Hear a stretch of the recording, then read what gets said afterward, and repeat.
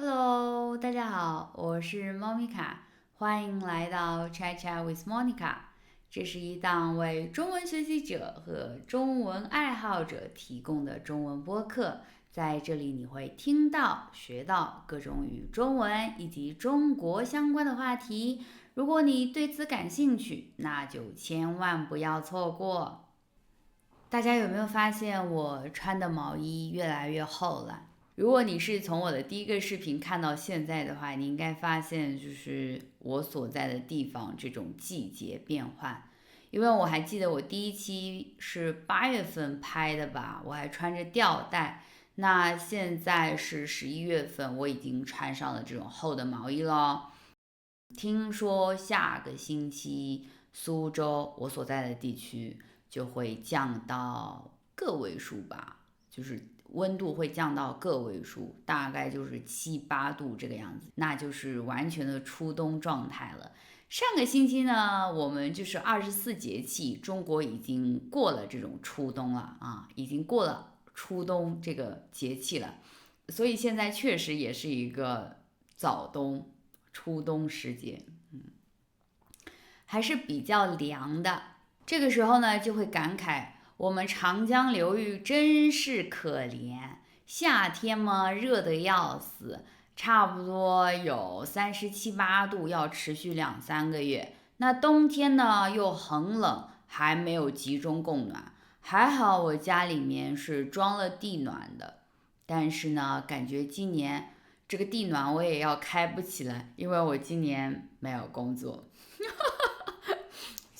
因为我今年没有工作，对吧？我前两天还和家人在说，我前两天还和家人在开玩笑，我说今年都没有工作了啊，地暖也不用开了吧？因为我这个小小的房子60几个平方，它开一下就是地暖的话，差不多开3个月，12月、1月、2月开3个月，也需要5000块钱人民币的啊，5000块钱人民币啊。有点贵哦，今年有点不太舍得呢。到时候再看一下吧，我感觉可能就是在这个工作室里面，就是我现在所在的这个小房间里面放一个油汀或者取暖器吧，啊，到时候再看一看。哇，我要努力的挣钱，所以呢，在此也非常的感谢大家对我前面2个视频的支持。我看了一下后台，它其实是有说 Watch Hour 超过3000个小时，可能也可以打开一些功能，比如说打赏，也比如说可以直播。其实我还蛮喜欢直播的，我其实还蛮喜欢直播的。我去年因为做 RA，也因为自己写自己的 PhD 的 proposal，有去尝试过一段时间直播，就是去公司里面直播，是做那种直播带货。因为我 PhD 的研究方向是和 emotional labor 相关的。那 emotional labor 在1980年的时候被提出，主要的研究对象是 flight attendants。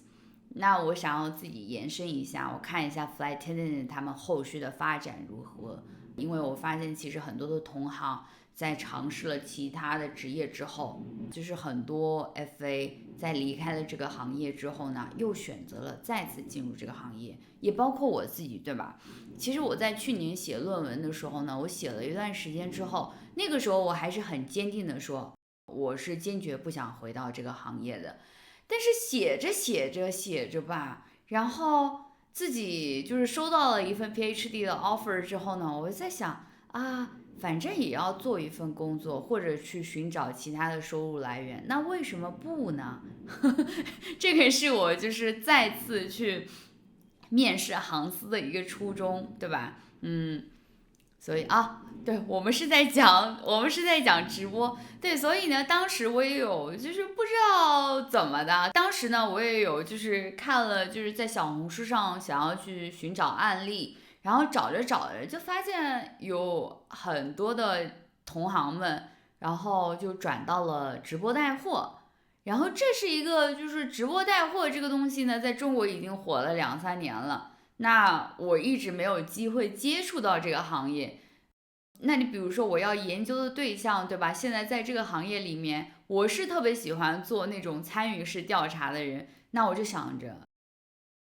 我怎么能够更了解这个行业呢？那肯定是自己去亲身体验呀，我才会更能够发自肺腑的写出一些东西，这是我自己做研究的一个习惯。所以在今年我把我的硕士论文提交之后呢，我在准备 PhD 申请的这个时候，我就去做了一段时间的直播带货，做了2个星期吧。哇，这个我其实有一点点想要后面再聊，因为做直播带货的这2个星期挺神奇的，说实话，我不知道为什么，就是我可以站在镜头面前讲话，我可以讲5个小时不间断嘛。那我坐在镜头面前，我可以讲5个小时不间断。其实如果你没有任何的topic 限制的话，我可以讲5个小时不间断，就是讲嘛，对吧？我也没有什么压力，因为后期的话我还是会剪，那我把废话剪掉的话，它就 OK。但是做直播带货，一场直播要5个小时，然后这5个小时你其实都是在重复一些话。我做了10天之后，我就感觉我的身体非常不舒服。那个时候我已经知道我再坚持1个星期就好了。我那个时候已经，我是准备做整整的1个月，因为第1个星期呢它是培训，那后面3个星期呢我就正式的开播了。我当时就给自己就是设置了1个月的计划，因为后面其实也没有什么新的内容加入，你卖的货品都是一样的，你每天接触的这个顾客的人群它也是一样的，没有什么特殊的，对吧？可能到了后期的时候，公司会要给你的这个账号来投流，让你的直播间，就是变得更加火热，或者就是让你的直播间变得更加热闹一点，然后会有更多的人涌入你的直播间。这一块我还没有学习到，我的身体已经承受不住了。因为我特别记得，就是我在直播到第10天的时候，我就呼吸不上来。那个时候我已经决定，我说我再坚持1个星期，再坚持1个星期，因为你前面2周才刚刚让你的观众，对吧？对于你这个人有了一点印象，那其实第3个星期呢，它会更好一些，你可以收集到更多的数据。我当时也是这么想的，但是我在第10天的时候，我就不太舒服。那我坚持到第14天，正好是2周的最后一天，我就完全呼吸不上来。因为我记得那天我正好就下了播之后，然后回家，我爸爸妈妈也在我这个房子里面，我爸爸妈妈也在我家，然后就跟我说话，我就一直跟他们讲，我说你们不要讲话，我脑袋痛。然后同时呢，我说不要跟我说话，我现在是真的没有劲，一点力气都没有，都说不出来。然后我在床上躺了很久，妈妈给我熬了那个黄芪汤吧，然后就是中国人会有一点点就是食疗啊，就是用这种黄芪泡的水，然后给我喝了几口，然后我才稍微缓一点过来。就是因为这个经历就让我特别不舒服，我就说不行不行，我身体承受不了，我连接下来1个星期的数据我都不想收集了，这个实在是太痛苦了。然后这个职业的体验卡就是因为我身体承受不住，2周之内结束了，还蛮有意思的。那说起来这个经历呢，又想起来自己作为 FA 之前也有过的非常非常不好的，就是身体上面的不适。但是呢，我只遇到过1次，但是那1次呢也挺严重的，让我有一点点害怕。所以当时呢，我也转变了我一些观念吧。感谢大家对我前面2条视频的支持，还是要努力一下。可能还要大家听我讲1个小时的播客，要讲好多好多个哦。但是我其实有很多话题我想要聊。作为一个顶级 J 人，我的 MBTI 是 ENFJ， 所以我特别喜欢做计划，我特别喜欢掌控，我特别喜欢提前做计划。我算了一下，我接下来达成 YPP 在1个时间段达成 YPP 的话，我要连续做多少个目前的这样的 1 hour podcast， 我计算了一下，然后我就把接下来的主题都已经想好了。这些主题呢是我自己目前我比较想要去说的，因为自我表达嘛，我还是有一点点追求的啊。那前期的话，我是希望去做更多的自我表达。那包括说，我原本也想要把这个频道做成一个更教学向的，后来我就发现我其实没有这样的能力，或者现在的能力不太够，因为我算是一个业余的 Chinese tutor，对吧？我也不是一个特别专业的老师。那我现在的话去做那种教学项，一个本身和我的兴趣相悖，第二个呢，咱能力现在有限啊，所以呢，先做一些我比较擅长的东西。我觉得目前的话，就是这个风格是我比较擅长的，我也比较喜欢做的，我也有这样的热情去继续创作的。那当然得到了大家的喜欢，我还是很感激的啊，也有一点点意外吧。其实从一开始创建这个频道的时候呢，我有想过，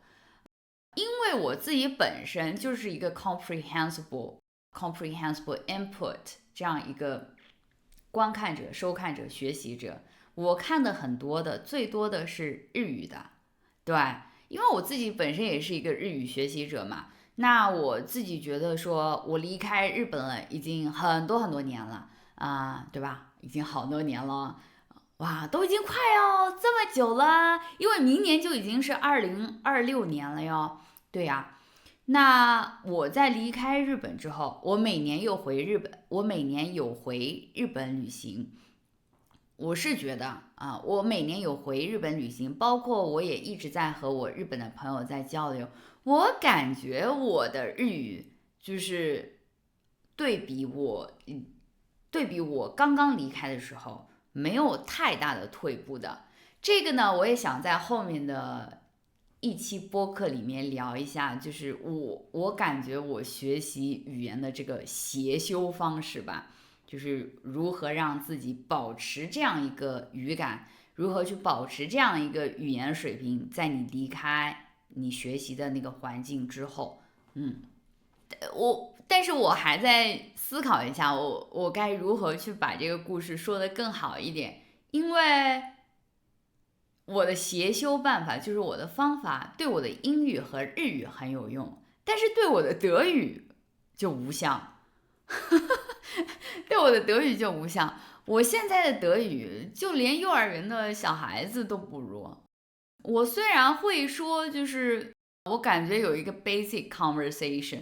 但是我说德语一个最大的问题就是我不自信。我一说德语，我感觉我都会变成一个 I 人，我就很怕自己说错。但是我就是很害羞说一个句子。包括就是我其实过去3、4年的工作和德国人一直打交道的，我生活里面德国人的含量是蛮高的，就我生活的圈子里面德国人很多，但是呢，我就一直不愿意说德语，偶尔我会蹦出来1、2个德语词，他们才知道哦，原来你是会说德语的呀，我就说我会一点Ich spreche ein bisschen Deutsch. Ich spreche nur ein bisschen Deutsch. 对，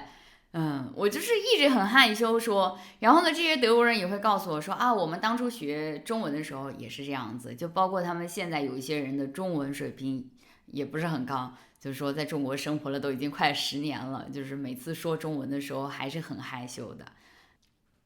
所以呢，就是我要自己总结一点，包括我最近呢也会强化一下自己的德语练习。我想要试一试我以前的那种协修方法适不适用我的德语。OK， 这就是呢我未来一段时间我这个频道的一些计划，想要和大家说一下感谢大家的支持，然后也希望大家可以继续订阅我的频道。如果你们有任何的疑问或者建议，你们可以随时留言告诉我，能改的我都会尽量改的。包括之前有朋友说我的游戏视频里面游戏声音太大了，那我在未来的一期的游戏视频里面我会注意到这个问题。那也有朋友说我之前的这个 font， 就是这个字幕的字体他说我用了一个不是一个 standard 一个标准的字体。我之前呢，因为不太会设置我现在使用的这个编辑软件里面如何去加入一个新的字体，但是很简单，其实我学习了一下我就会了。那我现在已经把它换成了这个字体，其实这个字体我也更喜欢一点，我也觉得它不会像之前那个扁扁的那个字体有点土，或者就是说我一开始就是觉得那个扁扁的有点土，然后我就换成了那个行文的，那个行文的呢，对于很多就是中文的初学者来讲的话，它可能就会有一点点连体啊，这种绕来绕去的不太好识别，我也觉得那个不太好，但是我当时可能就是脑子卡了一点点，没有想到去自己去设置一个新的字体。那不过现在没有关系了，我对现在的这个字体我自己也比较满意啊。所以呢，大家如果有任何的建议呢，你们可以留言告诉我，我都会改的。我也希望就是把我的视频做得更好一点，包括就是说我现在的视频可能会比较适合中级以上的人来收听。是的，我可能就是提供一个跨文化的视角吧，就是每个人都是 niche，对吧？这就是我的 niche。好的，那今天呢，想要和大家聊一聊更多的关于就是 flight attendant 的这个职业。毕竟我之前已经有这么多年的一个热情，对于这个职位上面，就哪怕说我今年还想要回到这个职位上面，也是因为我割舍不掉，我觉得这个职业好的一面，当然它有不好的一面，我都会讲，那好，我们首先呢，就是从好的方面讲啊，就是这个时候就要问了，你想要听好的还是要听坏的呢？那还是先听听好的吧，是吧？听了坏的，心情都已经不好了，那怎么能够去有心情或者有这样的一个平静的心态去接受接下来的好呢？对吧？好的，我现在说的这些呢，可能会根据不同的航司或者不同国家的航司都有一些许的区别。那我现在讲的这些呢，可能比较适用于说有一个五星航空的航空的排行榜 ranking list。那一般排行上榜的这种五星级航空，基本上都是适用的。所以呢，我现在就是讲的这种大一点的航空公司啊，当然中国又是一个特例，中国的航司是一个比较特殊的一个形式，所以呢，也不在本次的讨论范围之内。那我今天呢，主要是想要讲一讲，就是根据我自己个人，还有我的朋友们，他们有些还在某些行司里面任职，有些呢就是他们也离职了啊，我都有多多少少的，大家都有分享过啊，听说过这样的故事，我们都会互相的交流的。所以我今天的这个故事呢，是基于本人的经验和身边朋友们的真实经验啊，也不是胡编乱造的。OK，首先呢，我想要讲一讲这个可能就是对于 pilot 和 FA 都是适用的，机组人员包括飞行员和空乘人员都是适用的。就是你在飞机上工作的这种工种，它的自由度其实很高。我们的主要工作时间就是在机舱内，但是如果我们离开了机舱之后，其实我们的自由度是很高的。就比如说，我们平时不上班的时候，就是我没有航班要飞的时候，我在家里面我是很自由的。我可能会接到公司的电话，可能公司有一个什么行政上面的事情要找一下我，或者说我的班表出现了什么问题，或者有一些突发事件才会找到我。但是正常情况下，如果没有航班飞，我在家里面，我是完完全全的一个自由人。公司没有任何事情需要找到我的，没有，除非你去加入了什么公司的社团啊、工会啊这种各种各样的组织，你还需要跟公司要紧密的联系。但是正常情况下，不飞航班的时候，我们是完全自由的，包括说有 layover 的情况下，比如说我今天直飞慕尼黑到上海的航班，对吧？我这12个小时我在天上飞，我在机舱里面工作，但是落地了之后，公司会有一个 shuttle bus 从机场把我们拉到我们 layover 的酒店里面住下来之后，接下来的这48个小时，那就是我自己的时间，我可以自由掌控的。公司对你的唯一要求就是说，你要被联系到，可能会给我们发一些通知，可能未来的48小时之后的航班有变化呀，或者上一班的航班有乘客丢了什么东西啊，需要我们去回忆回忆，这种帮忙性质的。但是这48小时我们是完全独立的啊，就是自由到这种程度。那比如说这个工作，那如果我在直飞了上海到慕尼黑的航班之后，我们在机场落地之后呢，大家机组人员都会 say goodbye to each other， 对吧？就是拥抱一下，说啊下次再见。但是这种下次它可能会在2年后，也有可能是10年之后，这个我等下再会讲。我们如果就是回到慕尼黑，我落地了之后，我接下来可能有一个4天的 off，就是完完全全的就是不需要工作的时间。我在家，我去法国，我去意大利都没有人管我，也没有事情要找到我，我是完完全全就是自由的一个人。这种自由度很震惊吧？你每次的航班就像一个没有售后服务的小项目，你这个项目就只承担了2趟，就是从这个地点飞到另外一个地点，再从另外一个地点飞回来，然后完了之后没有任何的售后服务，你不需要去不停的 follow up 或者就是去做一些相关性质的联系之类的，完全没有。我刚刚有提到，就是我们在机场跟同事就再见了之后，可能下一次见面就是2年之后，又有可能是10年之后，是因为每个人他工作的形式不太一样。欧洲的航司一般还会给你提供这种兼职合同，那很多人他就是兼职的。我这次和他一起飞，可能是他今年最后一次航班，对吧？也有可能他明年他就离职了，所以你每次的飞行可能都是和这个人最后一次飞，大家的自由度就特别高。欧洲的航司一般都是这样，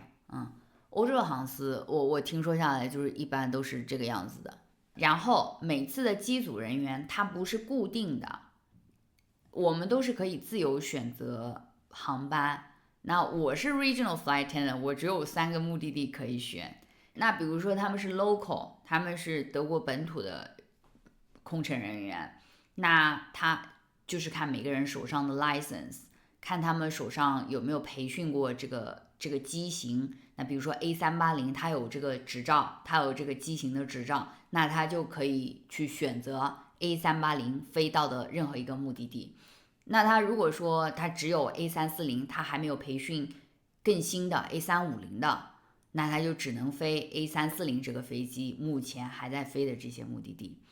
那同时呢，又因为有一些目的地它特别火特别热，就比如说其实上海和香港我听说是比较热门的航班，那这个时候呢，航司又会根据这个每个员工的 seniority然后来排。那比如说你 seniority 你比较高，你就更容易去抢到那个航班。当然呢，有一些人是会被系统自动分配的，或者就公司的排班人员帮你排到了，就是可能是系统先自动的分配一轮，那剩下来呢有排班人员呢再帮你手动的调整。然后这个时候有人被分到了这个航班，就心里想，哎，这段时间我正好有自己的事情要做，不想飞这个航班，他就算了一下自己的时间行程，他想要把这个航班挪到后面去，那这个航班他就会把它换出去。你比如说我之前有1个月要飞3班，我如果1个月要飞3班北京，那我月头一班、月中一班、月尾一班，那每个航班的中间的这个间隔呢，它可能就是6天。公司里面自动给我排的时候呢，它就排成了月头、月中、月尾各一班，月头4天的一个 routine，月中4天的一个 routine， 每个航班中间就是6天的这样一个 off， 那我就觉得不行。你6天一个 off， 那这种的情况下，我只有6天的 off， 我就是突然想要去参加一个10天的徒步旅行，怎么办呢？这个时候我就可以把中间的这个航班往后面挪一挪，去跟别的同事去换一下。那我前面就是第一班和第二班的中间，我就可以空出来一个11天或者12天，就足够我去参加一个10天的徒步旅行了。这就是自由度。我觉得这个工作它最大的自由度是让你好好的计划你自己的行程，你去可以匹配上你自己的行程，你想要做什么，它的自由度还是比较大的。那实在如果换不了的话，它也无伤大雅，无非就是说这个月的徒步旅行我换到下个月去，因为它也不是特别紧急的事情，对吗？这是我觉得这个工作最好的一个。就包括说，我也觉得就是因为这种自己安排行程、自己调整行程，然后包括说提前1个月做计划的这种模式，让我也养成了，其实也变相的就是养成了我现在的边界感。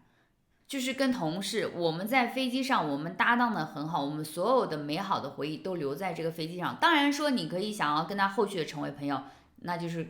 看你们自己嘛。但是大多数的情况下，我没有任何的一个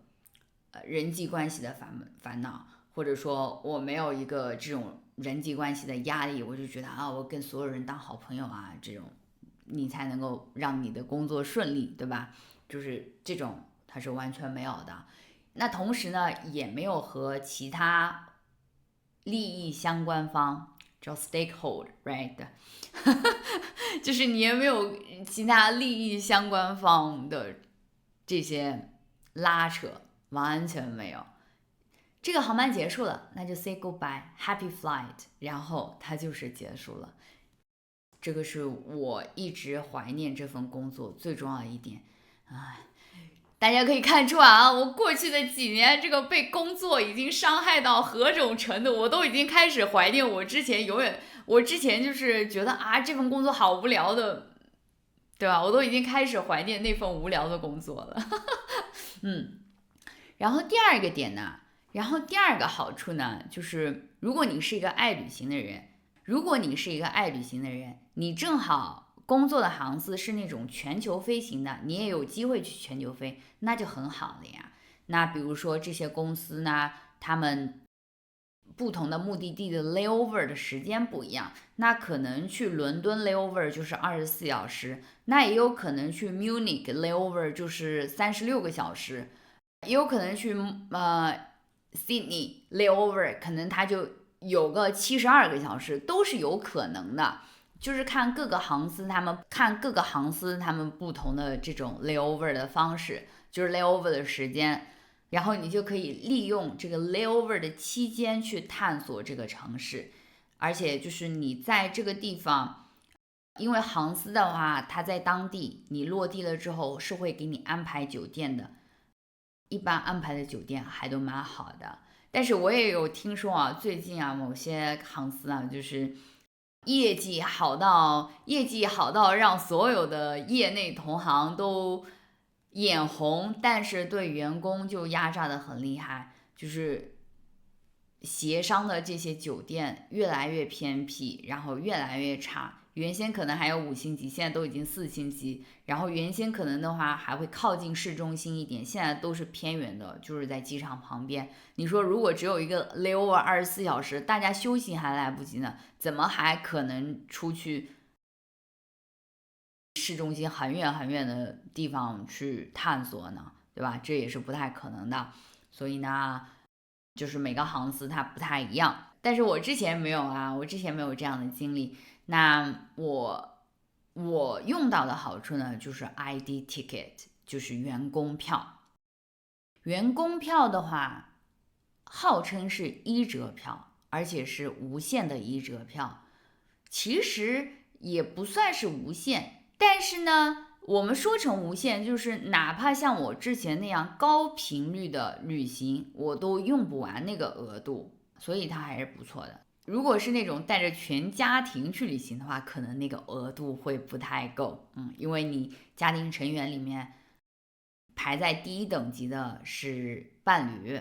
就是伴侣和自己的孩子，然后第二等级的话可能是父母吧，然后第三等级就是你的朋友，他都可以带朋友的。然后这种员工票呢，它不是说，然后这种员工票它不是能够让你100%的，就是登上这个飞机。它每一个航班，它每个航班的情况会不太一样。如果这一趟航班它已经超售了，它可能就会让你上不去，或者你愿不愿意去坐那个 jump seat，就是空乘人员坐的那个位置。如果是一个短航线的话，那 OK 啊，对吧？坐1-2个小时嘛，3-4个小时就到了，对吧？但是如果它是一个长航线，10几个小时，你是否愿意去做 jump seat，就看你自己去那个目的地的紧急程度了。大多数情况下都会让我们登上的啊，同时呢，又因为我们的这种就是在 ID 票的系统里面去预订票和取消票或者更改这个行程，它都是不收费的。就哪怕说我买了，然后我不想做了，我就直接点退款，它都是不收任何手续费呀或者之类的这些，对，没有任何手续费，也不会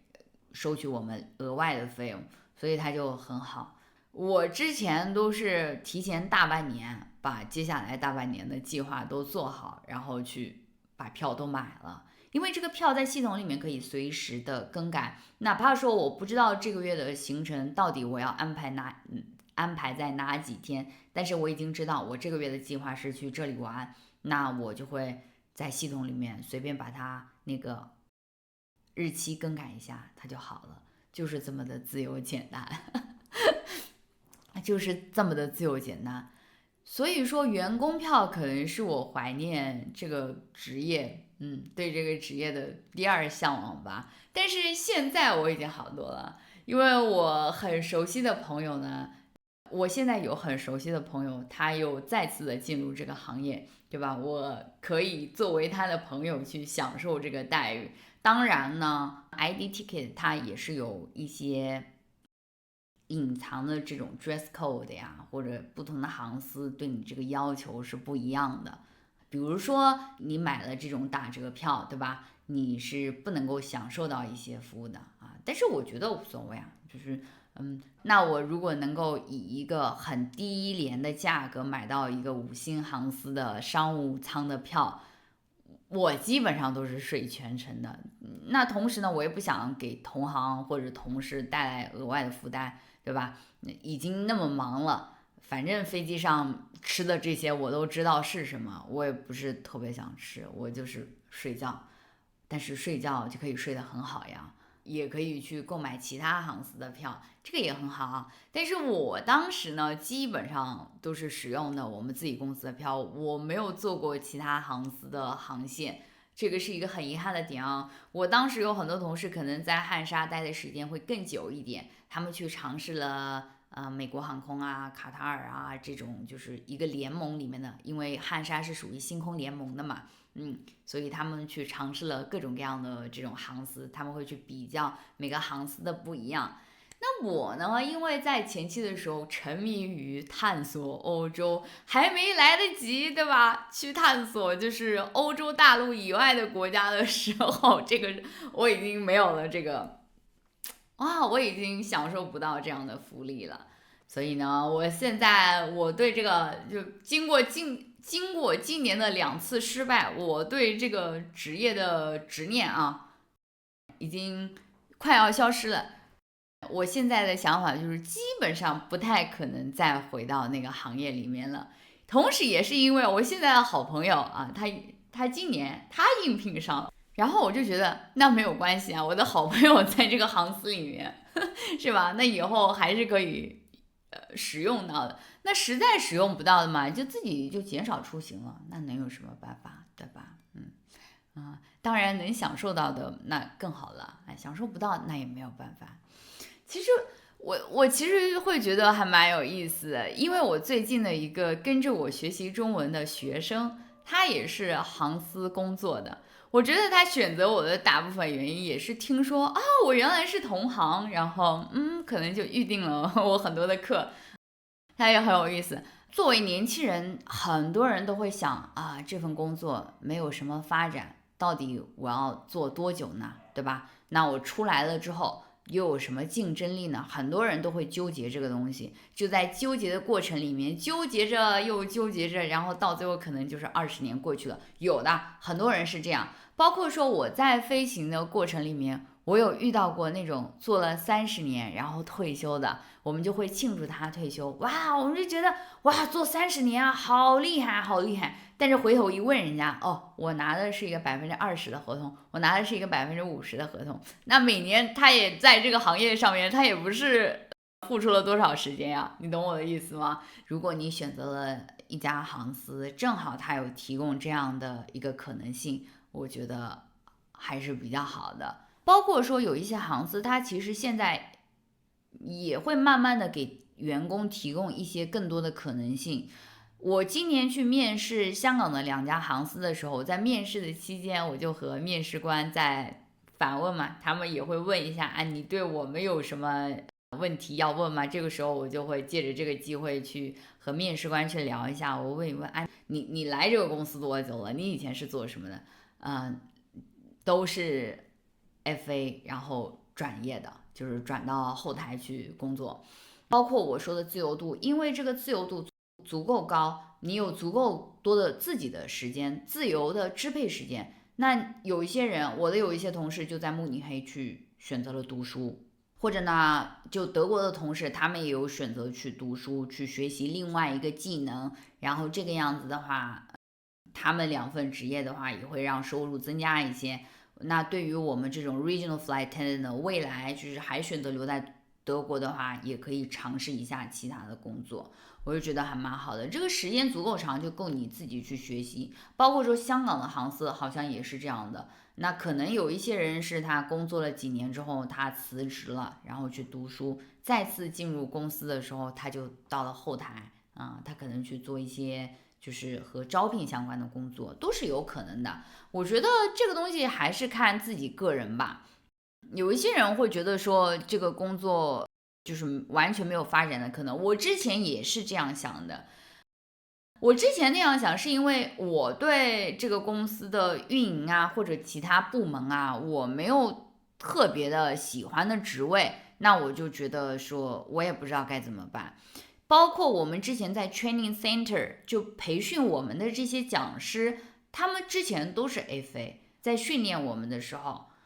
他们同时也要就是也有一个飞行的合同，可能就飞的不是很多。比如说他有一些人他还选择飞着，他只是想要保持他的 license 有效。你保持着你 license 有效的话，你就下一年可以继续飞。那如果你今年不飞这一班，对吧？他有一些人他其实不喜欢这个目的地，他也必须得去飞，因为我现在能够选择的，能够保持我这个 license 有效的这个目的地只有这一班了，那就去飞咯。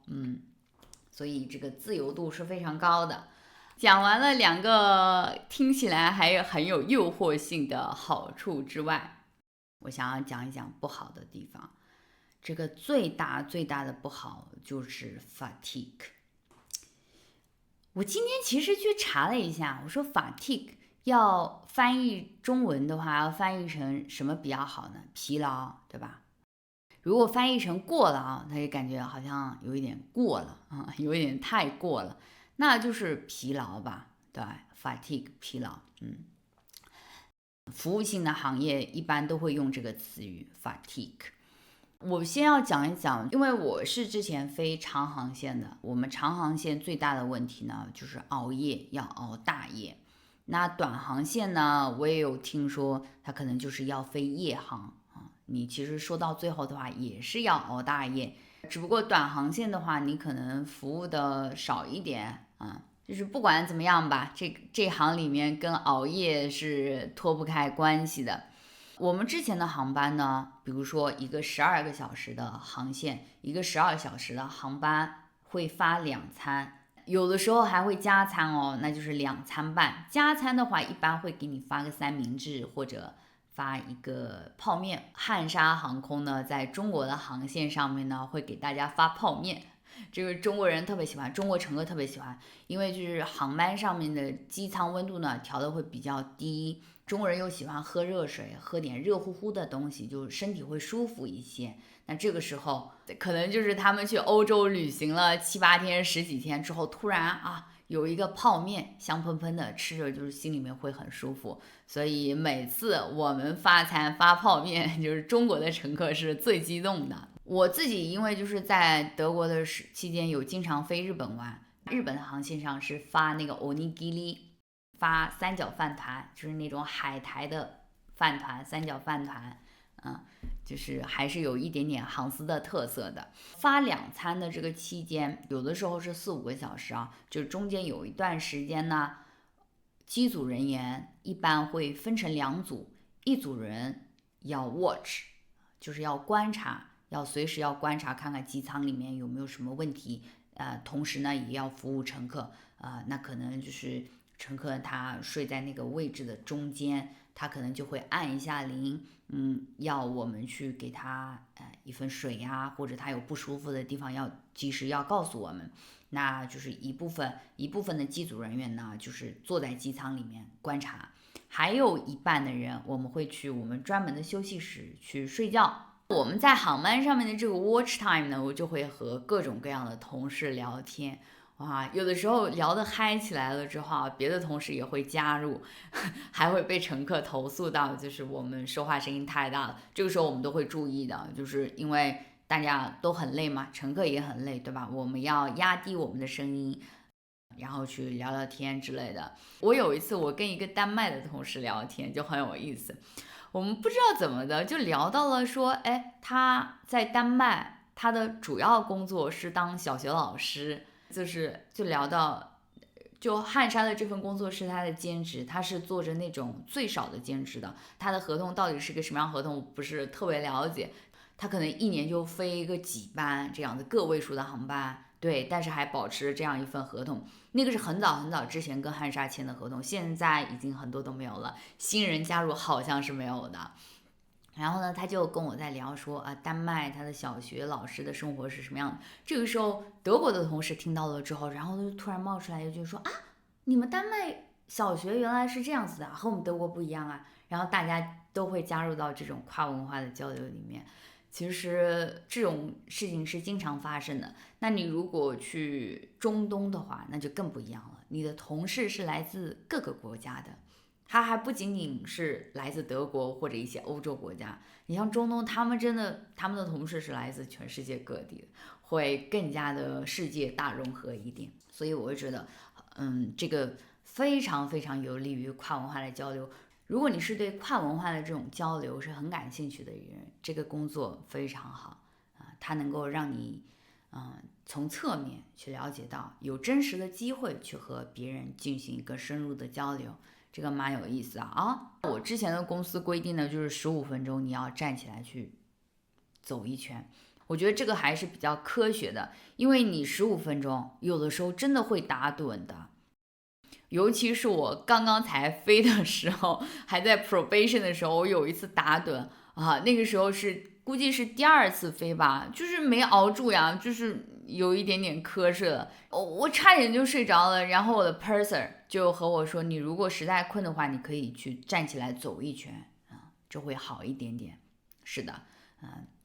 但后面就已经习惯了，因为就是你自己也知道嘛，这个时候是我的 duty time， 我是不能够睡觉的。那有一点点特别困的时候呢，会喝 espresso， 会去商务舱跟同事要一杯就是 espresso， 然后再去机舱里面晃几圈，去打扫厕所对，会强制性的让自己就是不困。那比如说我之前的话，我前期飞的时候，我到了北京了，我还会找朋友吃吃饭呀，聊聊天，逛逛街呀。去香港的时候也会想办法去爬爬山，去徒步。香港有很多徒步的路线。但是到了后期吧，我飞到后面的时候，再加上自己每个月频繁的背包旅行，就整个人就感觉有点虚了，就是特别累。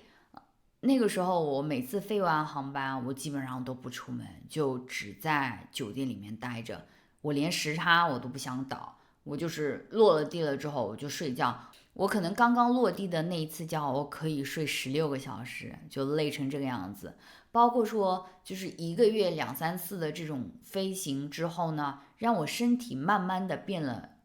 让我的身体慢慢的有一些变化。我觉得应该是激发了我就是身体里面的过敏基因，然后我就变得特别容易过敏。我以前就是没有什么过敏症状，在日本的时候都好好的呀，什么东西都能吃。但日本又是一个环海的国家，对吧？每天吃海鲜都没有问题的。我就记得我好像就是飞着飞着飞着，我好些东西我就不能吃了，因为我们家是有一点点过敏基因的。我妈妈很多东西她都不能吃，她就是吃了之后她会胃痛。对，我们家的那种过敏症状就是会胃痛，会上吐下泻。那我就是在德国，我很多东西就是突然就是变得不能吃了。我感觉是因为这种长期的就是日夜颠倒，这种熬夜，然后快速的激发了我体内的这种过敏基因，就很奇怪的。我不能吃的东西包括虾，我一开始是那种就是长成这个形状的带壳的虾，我吃不了，然后呢就慢慢的变成了我虾仁也吃不了。然后我菠萝也不能吃了，芒果也不能吃了。然后我就是就疫情期间，我在德国待着很长一段时间，我都不出门。还有一个很重要的原因啊，就是因为我不断的过敏，就是我脸部就是皮肤不断的过敏，我也不知道为什么啊，对吧？然后后来嘛，我就是回国了之后，我又去检查身体。那个时候我在德国，就疫情期间，你哪找得到医生给你检查啊？那个时候对吧？然后我回国了之后来检查身体，医生说，那你就是过敏体质，你没有办法，你不能吃，那就是不能吃了呀，你为什么要强制性的要吃呢？所以我现在呢，我出门都很小心，我就像一个外国人一样，上来就问一下，哎，你这道菜里面有没有这个？你这道菜里面有没有那个？我们就是很多东西都吃不了，那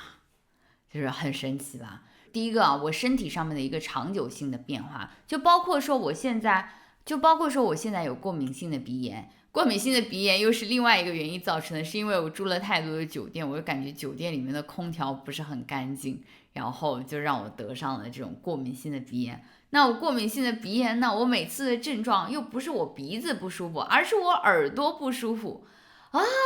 这个就是一个很坏的一个循环。我有一次特别严重的就是疲劳症状，就有一点点吓到我爸妈了。就是有一次我飞航班，然后一落地上海，我爸就来上海接我，然后我就直接回到了家。那第一天嘛，慕尼黑落地上海的航班是晚上6点钟落地上海，所以这个时间还比较好。那我到家的时候差不多8、9点，稍微吃一点嘛就睡觉，对吧？第二天呢也是正常的起床，我就是按照中国的这个时间来过了。第二天正常的起床，玩耍。到了第三天，因为我们是上海的停留是48个小时，那到了第三天，一般是下午我3、4点左右，我爸爸会送我去机场，然后呢，我跟机组会合，这个样子再去坐飞机回德国，对吧？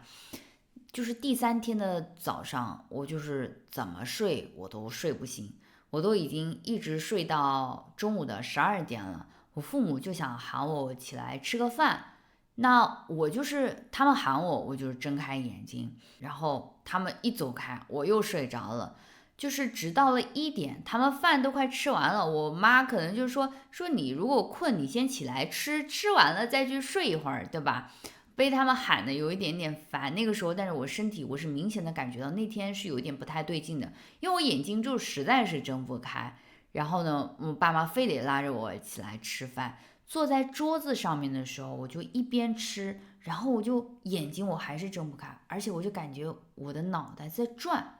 就晕乎乎的那种，你有感觉在眩晕，就是脑袋里面。就是睁开眼睛就感觉我们叫眼冒金星啊，中国人里面有一个词，就是说你晕晕乎乎的时候，你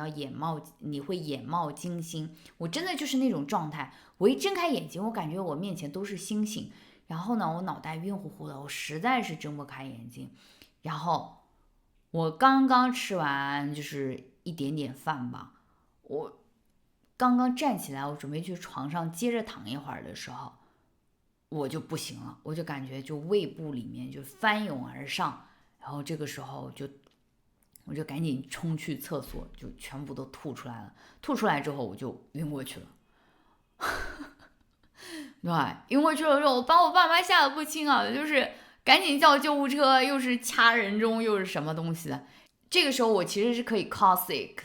如果遇到这种情况，就身体极度不舒适的时候呢，我们可以给公司打电话，就是说我不行了。但是呢，一般在上海的话，我们又没有备份，就是没有 standby 的这个同事可以顶上我。那这种情况下，还是回德国会比较好，不然的话，我自己回德国也会有一些问题。所以呢，我去医院里面挂了一瓶葡萄糖，补充了一点营养之后呢，回去又睡了1个小时。然后我爸爸在下午的时候送我去机场，我又活蹦乱跳了，我又好了。但是这个fatigue它还是比较吓人的，这是我第一次知道，原来人在极度疲劳的状态下是真的可以晕过去的。我以前就觉得自己身强力壮啊，我还年轻呢，我怎么可能会晕过去呢？对吧？但是同时，我们这份工作，你说它有多辛苦嘛？它其实也没有。但是，还是发生了这样一个事情，就导致我更加的保重自己，就是能不出去玩就不出去玩，就是更多的我都会留在酒店里面休息。你有的是时间玩嘛，所以呢，这个就是我说的这个工作不好的地方。但是你说我还推荐大家来尝试这个职种吗？我会推荐的，尤其是你比如说你人生在迷茫的时候。或者说你有一个 gap year 还不太清楚自己下一步想要做什么的时候，如果有外语的技能，还是可以尝试一下的。为什么不呢？趁着年轻的时候去探索一下世界，可以做个1到2年，对吧？如果你觉得这份工作符合你的价值观，你可以继续做；那你觉得不符合你的价值观，你想要离开，那也可以走开啊。那做这份工作的时候，还是可以尽情享受的。现在中国呢，我觉得最近的风向会比较好，就是越来越多比较高学历的女孩子加入到这一行了。一个本身可能是因为现在的竞争实在是太过激烈，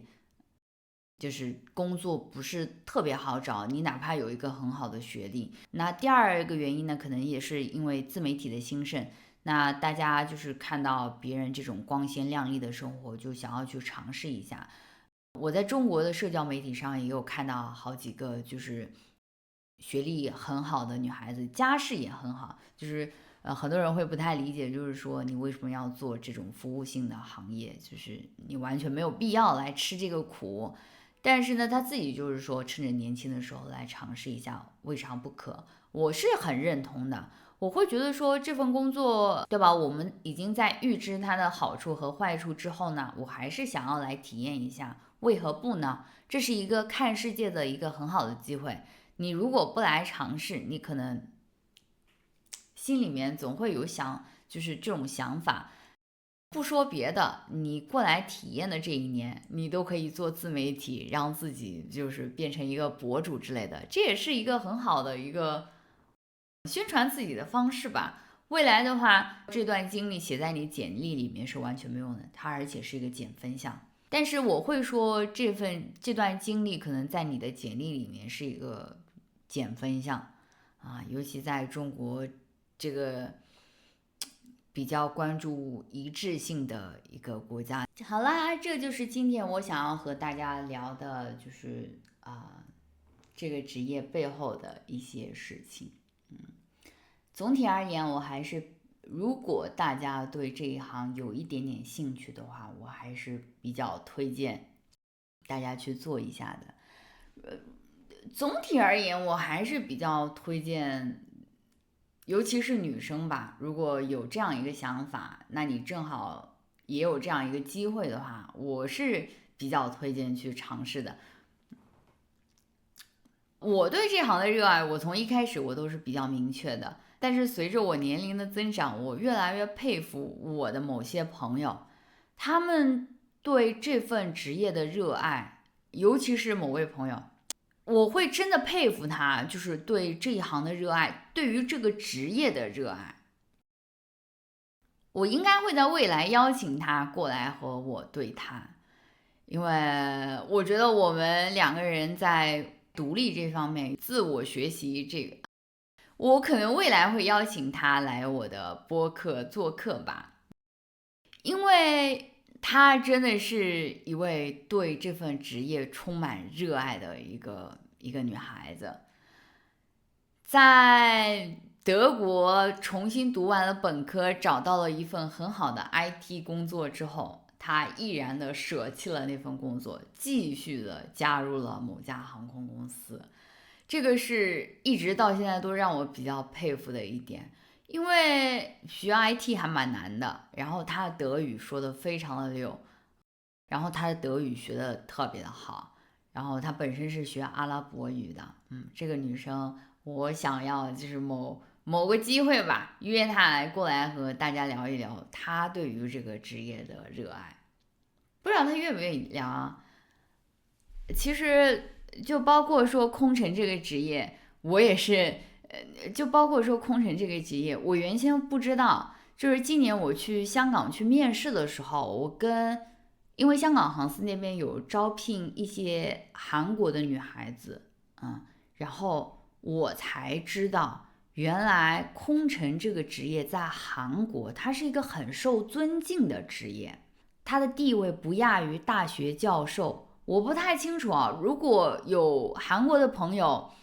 在关注我这个，有韩国的朋友关注我的话，可以留言告诉我，我还蛮好奇的，因为这是我第一次知道。我知道韩国人在全世界做空乘，各个航司里面都有韩国的女孩子，很漂亮的韩国女孩子在做空乘。但是我以为只是因为就是韩国女生可能比较有冒险精神，然后去各个航司里面去做这样的事情。但是我是真的第一次知道，原来空乘地位这么高，这个是我不知道的。如果有韩国朋友，你可以留言告诉我呀，我想要，对，我想要知道更多一些这些事情。包括说，我去年在申请 PhD 的时候，我在研究一个课题叫 emotional labor。emotional labor 它研究的对象，它早期被 Hawkshield 教授提出的时候呢，他的研究对象就是空乘，然后包括后续的有很多韩国的学者就是在延续了这个课题，我也有了解，但是我从来没有想过，但是我从来没有搜到过任何的论文，就是说空乘的地位如此之高。我不知道哦，我想要听到答案，如果有朋友知道的话，可以告诉我。OK，以上呢就是本期的视频啦，不知不觉又讲了1个小时，对吗？以上呢就是本期的全部内容，感谢大家这1个小时的陪伴，我们下期再见喽。如果你有任何的问题，请在评论区留言告诉我。如果你喜欢视频，请给我点赞，也欢迎大家订阅我的频道。那我们就下期再见喽，拜拜，拜拜。